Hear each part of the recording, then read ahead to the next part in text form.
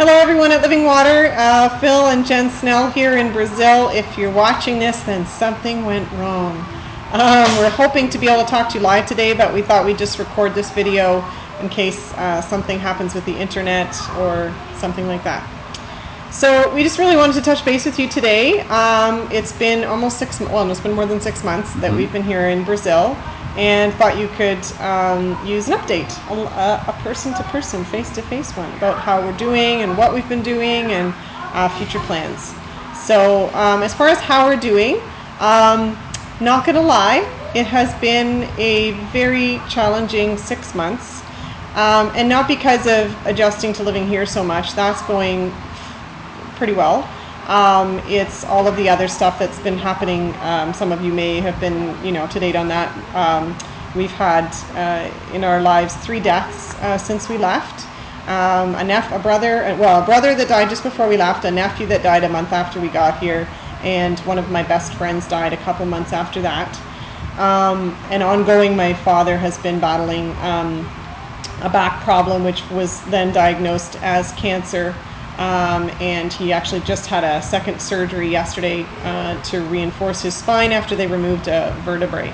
So emotionally it's been very challenging dealing with all of those difficult things that are going on at home when we're so far away. So if we cross your mind, we can always use prayer. So Phil's going to talk a little bit about Alpha.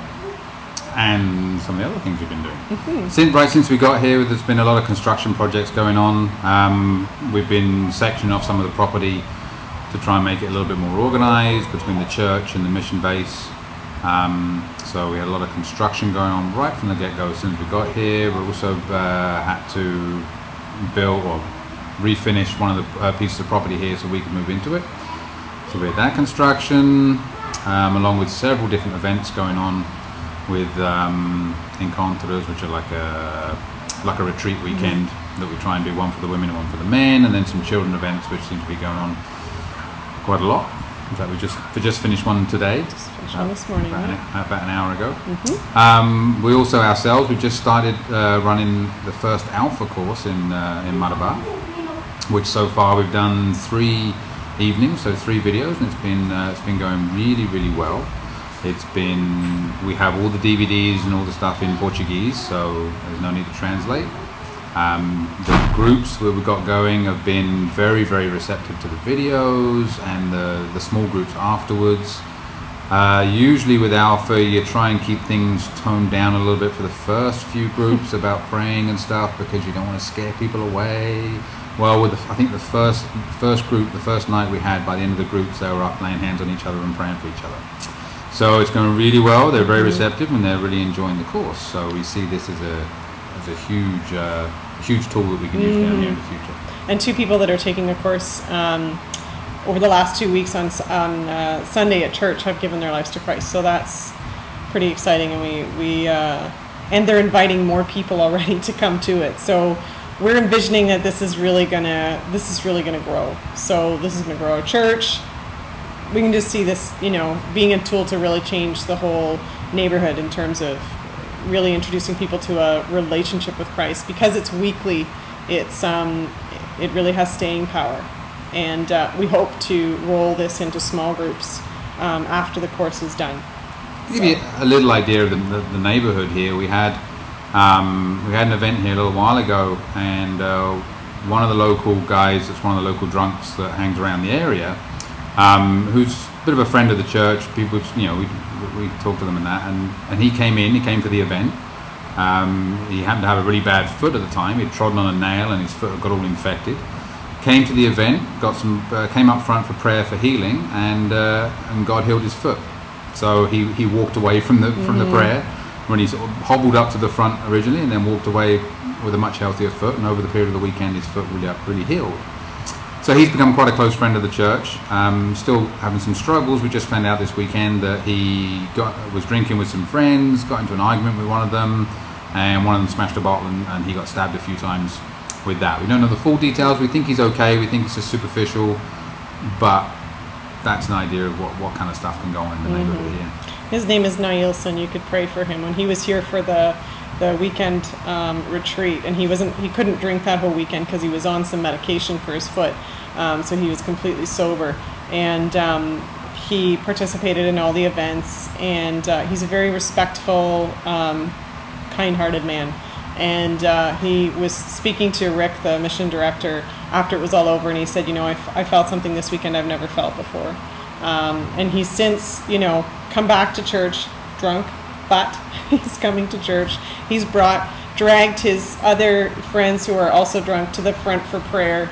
And apparently the word on the street is if anybody tries to badmouth us or badmouth the church, he's got words for them. So he's a bit of a protector of our church amongst some of the rougher crowd outside our gates.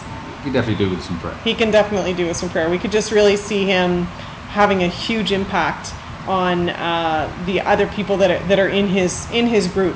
One of his friends, actually, another one of the families here, that's a really inspirational story. She was an alcoholic. She was always drunk. She was telling stories the other day about all the stabbings and violent things that have happened in her home. She has six kids, and she's been sober for a year. She's participating in Alpha, and she's participating in pretty much everything that's going on in the church. She's helping with everything that's going on. And I think she's a real light in her circle of friends, because she was the center of that group. Everybody went to her house to drink and fight and all that stuff. And now she's sober.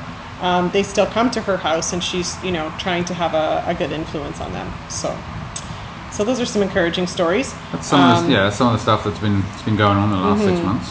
So future plans. We talked a little bit in the video that you watched about the dream of having a boat. The property that we live on backs onto a river, as you saw, and at the other base in Altamira, it's been very successful having boats that travel up and down the river and visit these remote fishing communities that truly live off the river and live off the forests and behind them. And they're very small communities, and some of them, they've never heard of Jesus. And so those are the kind of people that we really want to be reaching out to. Lots of people in our community obviously still need Jesus, but we do want to be continuing to plant and continuing to grow and spread out. And one of the best ways to do that is with a boat.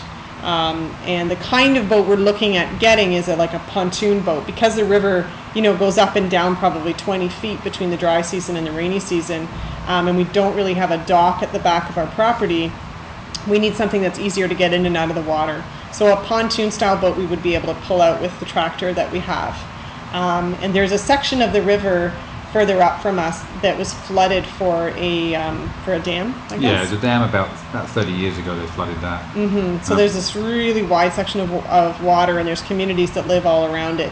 And so those are some of the communities that we'd really like to start reaching out to with, the message of Jesus, and also with practical help. We have a water filter that we brought with us that's only about this big. It's very small, easy to take with us, and it will filter. How much water does it filter? It guarantees to filter 1 million gallons. 1 million gallons of water, and it filters. It's the same technology they use for kidney dialysis, so it filters out viruses, bacteria, amoebas, everything.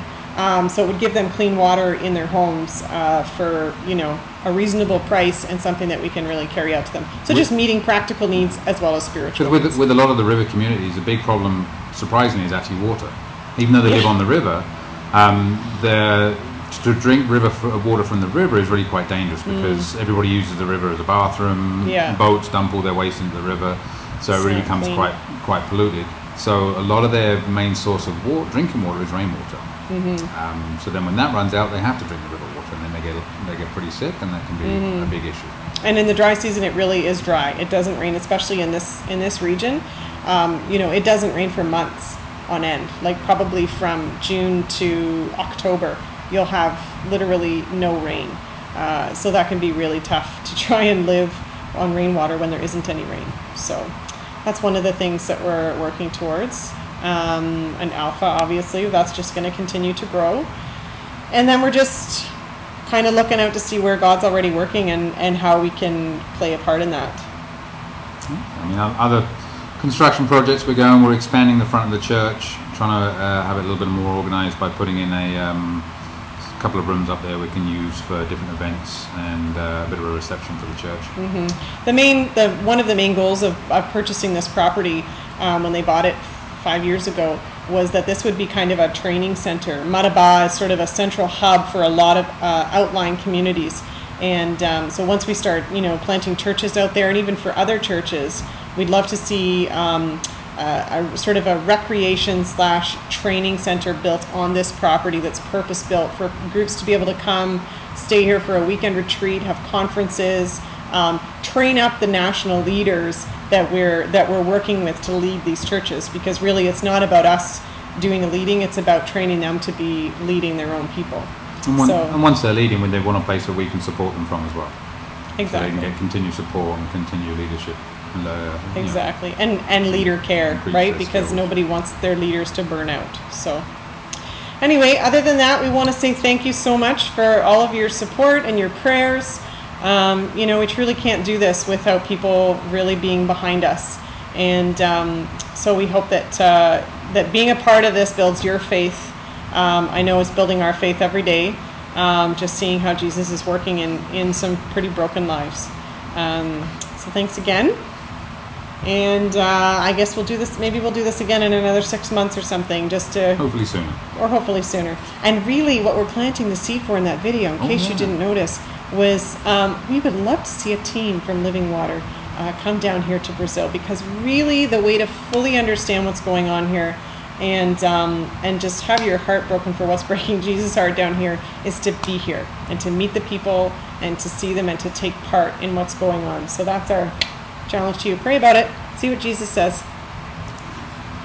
Bye. Bye.